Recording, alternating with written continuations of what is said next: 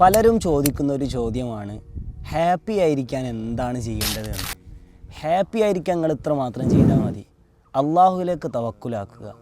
പ്രയാസം വരുന്ന സമയത്ത്, ബുദ്ധിമുട്ട് വരുന്ന സമയത്ത്, സങ്കടങ്ങൾ വരുന്ന സമയത്ത് അമിതമായി അതിനെക്കുറിച്ച് ചിന്തിച്ച് ആലോചിച്ച് വിഷമിക്കുന്നതിന് പകരം ഇത് അള്ളാഹുവിൽ നിന്നുള്ള ഖളാ ആണ്. അള്ളാഹു ഖളാ ആക്കിയത് കൊണ്ടാണ് ഇങ്ങനെ ഉണ്ടായത്. അതിനുശേഷം അള്ളാഹുവിലേക്ക് തവക്കുലാക്കുക. ഇനി ഇങ്ങനെ ഇല്ലാതിരിക്കാൻ, പ്രയാസങ്ങൾ കടന്നു വരാതിരിക്കാൻ നോക്കൂ. അതിനുള്ള ഏറ്റവും വലിയ ഉദാഹരണമാണ് ഫലസ്തീനിലെ കുരുന്നുകൾ, ഉമ്മമാർ, ഉപ്പമാർ, അവിടെയുള്ള പാവപ്പെട്ട മനുഷ്യർ, പ്രായം ചെന്ന ആളുകൾ. അവർക്കൊരു സമാധാനവും ഉണ്ടാകൂല എന്നുള്ളൊരു വിശ്വാസം ഉണ്ട്. എന്തായാലും ഇസ്രായേൽ അവരെങ്ങനെ ബോംബിട്ടുകൊണ്ടേയിരിക്കും എന്നുള്ള ഒരു വിശ്വാസം അവർക്കുണ്ട്, അല്ലെങ്കിൽ അത് സംഭവിക്കുന്നുള്ള ഒരു ഉറപ്പ് അവർക്കുണ്ട്.